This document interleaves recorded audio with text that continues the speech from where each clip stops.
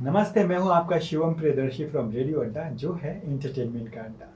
आज 13 अगस्त है, यानी कि हमारी इंडियन सिनेमा की सुपरस्टार मेगा स्टार श्रीदेवी जी का बर्थडे है। जी हाँ, और मैं आज रेडियो अड्डा के थ्रू श्रीदेवी जी को हैप्पी बर्थडे विश कर रहा हूँ। मैं श्रीदेवी जी का बहुत बहुत बड़ा फ़ैन था, हूँ और हमेशा रहूँगा। मुझे बचपन से ही मैं हमेशा सोचता था कि कुछ हो जाए और मैं कभी श्रीदेवी जी से मिलूं तो मेरे लिए कितनी बड़ी खुशी की बात होगी। इनफैक्ट मैंने अपने स्क्रैप बुक में बचपन में लिखा था कि हैप्पीएस्ट मोमेंट मेरा वो होगा जब मैं श्रीदेवी जी से मिलूंगा। लेकिन ये मेरे लिए सपने से परे था। ऐसा हो सकता है मैं सपने में भी नहीं सोच सकता था। लेकिन वो जो सपना था कि मुझे श्रीदेवी जी से मिलना है, मिलना है, मिलना है, वो मैंने बरकरार रखा।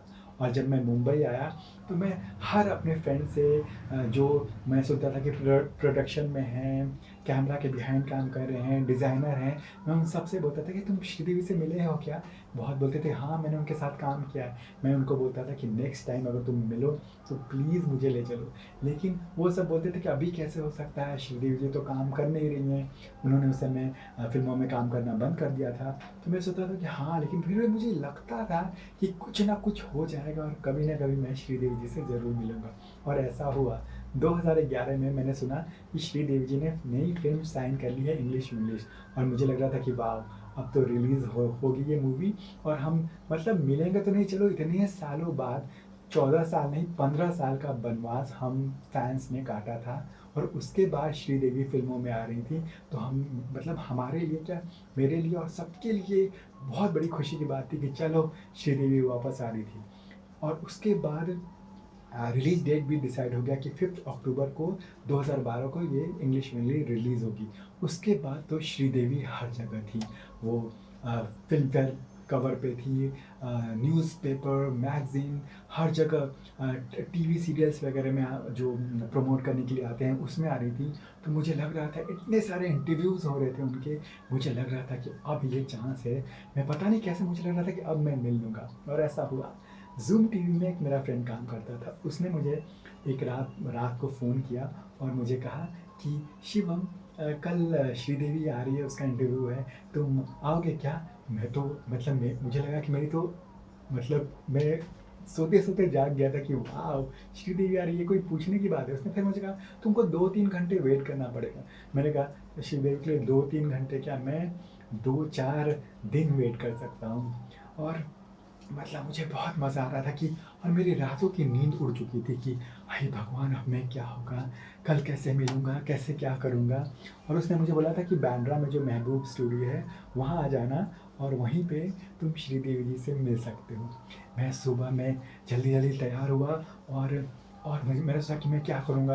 मैंने ऑटोग्राफ के लिए डायरी ले ली है और एक कैमरा ले लिया कि मैं फ़ोटो भी क्लिक करूँगा। और मैंने सोचा कि एक बुके लेके तो मैं ज़रूर जाऊँगा। तो वो मैं ढूँढते ढूँढते मैं पहुँचा, और मेरा तो ऐसे फेस हो रखा था कि अरे, मुझे कुछ समझ में नहीं आ रहा था कि, मुझे लग रहा था कि ये सच होगा या नहीं होगा। ये सोचते सोचते मैं महबूब स्टूडियो पहुँच गया। और कुछ बात ये हुई कि इंटरव्यू के बाद वो हम लोग से मिलने वाली थी। तो उसने मुझे कहा कि चलो तुम जहाँ पे इंटरव्यू हो रहा है वहीं पे रहना, कोई क्लिक क्लिक नहीं करना, ऐसे एक्साइटमेंट में ना कर देना, तुम कैमरे के पीछे रहोगे और वहीं से देखना। मैंने कहा कि वाह, मुझे इतना अच्छा फील हो रहा था कि मैं श्रीदेवी जी से मिलूँगा।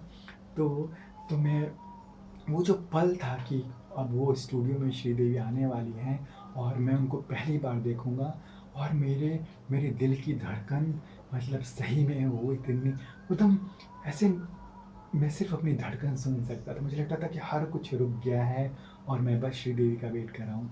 और श्रीदेवी का वो एंट्री होता है और मैं देख कर मुझे लगा कि अभी, अगर अगर मुझे अभी, मुझे लगा था कि मैंने सब कुछ पा लिया है अभी ज़िंदगी में, और मुझे कुछ पाने की उस समय चाह नहीं थी। और ये बात, और मैं श्रीदेवी को मैंने देख चुका हूँ, देख रहा हूँ, ये बात मुझे बिलीव नहीं कर पा रहा था कि ऐसा भी हो गया है मेरे साथ। उसके बाद मैंने वो 2 इंटरव्यू हुआ ज़ूम इंटरव्यू का वो देखा और मैं पीछे से श्रीदेवी को देख रहा था, मुझे इतना अच्छा लग रहा था। उसके बाद श्रीदेवी से बोला कि हाँ, ये सब आपके कोई कोई एक और फ्रेंड था, वो भी देखने वाला था। तो श्रीदेवी ने पूछा, "ये है?" मैंने कहा, "हाँ।" और मैं ऐसे आगे गया और मैंने क्या बात की मुझे कुछ याद नहीं है, लेकिन मुझे इतना याद है उन्होंने मेरे से पूछा कि व्हाट इज़ योर नेम? मैंने कहा शिवम। तो उन्होंने कहा मलयालम? तो मलयाली ऐसे कुछ पूछा, मैंने कहा नहीं, बिहार से हूँ। तो उसके बाद उन्होंने कुछ लिखा और साइन किया और मैंने कहा बस, और उन्होंने प्यार से वो डायरी मुझे दे दी। मैंने उनके साथ फ़ोटोग्राफ भी क्लिक कराई, वो बुके दिया। वो मतलब वो हो गया। और वो सब होने के बाद जब मैं स्टूडियो से बाहर निकला तो मेरे लिए बहुत, मुझे लग रहा था कि वाह क्या हो गया है। मैंने अपने फ्रेंड्स फैमिली को सबको कॉल करना शुरू कर दिया। सब बोलते, सब कहते अच्छा फाइनली तो मिल ही लिए। कितना मैं उन लोगों को श्रीदेवी के डायलॉग्स मार मार के पकाया करता था। वो जुदाई फिल्म का वही तो, ऐसे करके हर बात पे वही तो तो वो सब बोल रहे थे कि तुमने बहुत मुझे तुम लोगों ने परेशान किया है। फाइनली तुम मिल गए, मिल लिए श्रीदेवी से। ये बहुत बहुत खुशी की बात है। और वो मेरे लिए मतलब, जो मैंने ऐसे तो मैं एक बार और मिला मॉम के प्रमोशन में भी, मैं उनसे एक बार मिला, लेकिन जो पहली मीटिंग है वो मेरे लिए यादगार है। और मैं जब भी ऐसे याद करता हूँ और उस पूरे प्रोसेस को याद करता हूँ तो मुझे इतनी खुशी मिलती है कि मैं बता नहीं सकता। और आज 13 अगस्त को मैं बचपन से ही ऐसे श्रीदेवी का बर्थडे मनाया करता था, चॉकलेट्स दिया करता था और सब ऐसे बड़ा खुश होते थे कि वाह तुम श्रीदेवी के बहुत बड़े फ़ैन हो। मैंने कहा था हाँ, इनफैक्ट मैं उनको बोलता था कि इनफैक्ट मैं श्रीदेवी का ही फ़ैन हूँ और किसी का फ़ैन नहीं हूँ। तो ये थी मेरी कहानी एक अपने फेवरेट श्रीदेवी से मिलने की।